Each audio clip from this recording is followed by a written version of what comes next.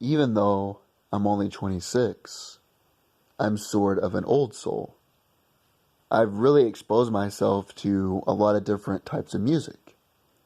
And my grandparents used to listen to old country music. I don't just like old country, I like old hip hop, NWA. I like old disco music, funk music. I like a wide variety of music. But it all tends to be 90s and before. I think that's because the corporations that own the media have taken over the distribution of the music industry. For instance, AT&T, the media telecommunications conglomerate, not only do they own CNN, but they also own Atlantic Records, which distributes the music for Cardi B and Bruno Mars. Cardi B even stated one time she doesn't write her own music. She just is basically an overpaid karaoke artist. But I don't want to spend too much time on her. She's beneath me even focusing on. But basically, the reason the music is not relatable anymore is because these corporations own all of the entertainment.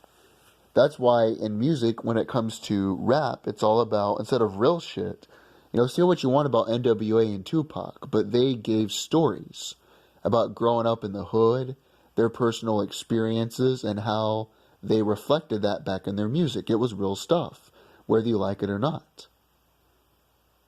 But now, when it comes to rap, it's all about money, bitches, fast cars, riches is all it's about. And then in country music, all it's about is, I got a truck, I'm on a dirt road, I'm a cowboy, I'm at the honky-tonk bar, I'm drinking, and it all has the same beat.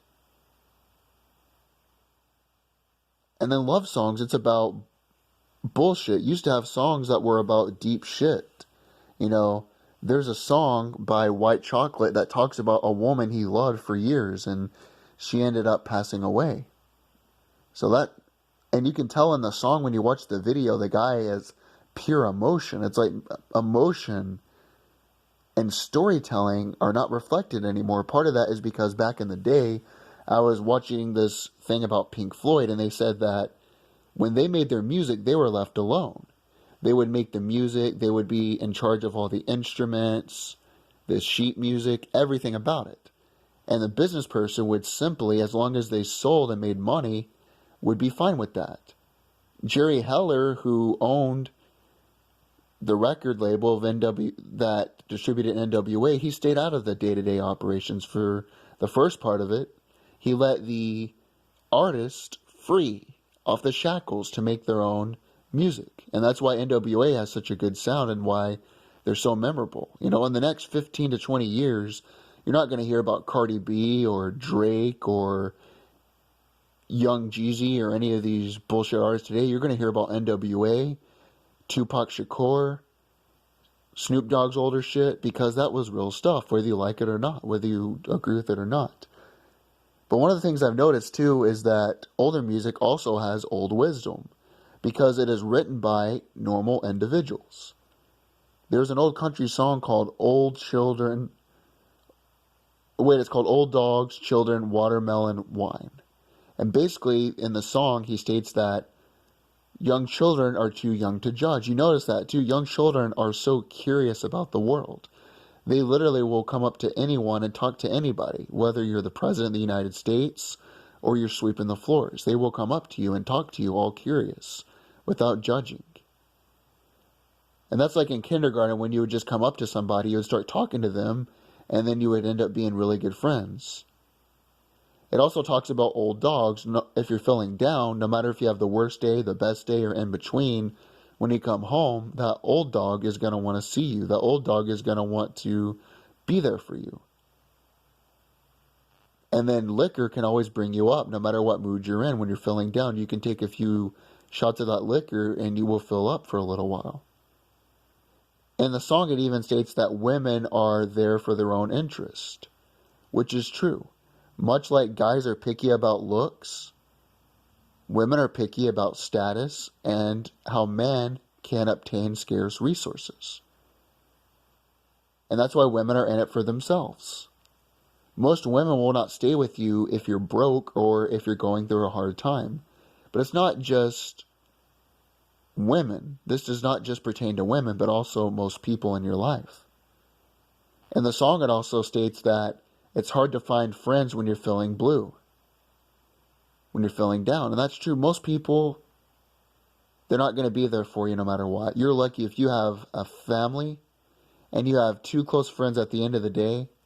You're lucky if you have that. Most people are just friends with you because they can't find any better. Once they get into a relationship with somebody, once they meet someone new, you no longer exist. And that means that they're not really your friend. They're just around you because you're the best they can get. It is what it is, but that song gives you a lot of wisdom that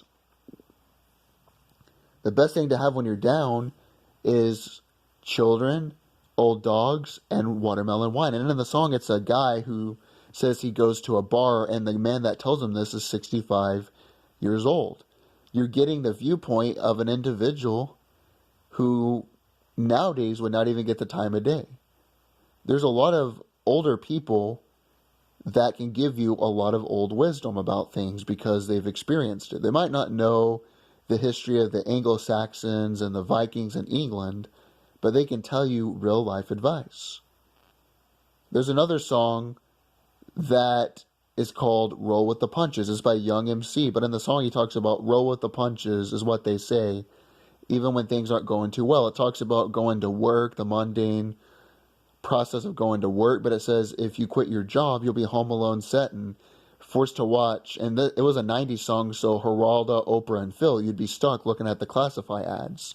You think about quitting your job, you hate your boss, but if you quit your job, you're going to go home alone and you're going to have to set. But if you continue to pursue and work hard, you'll end up becoming better.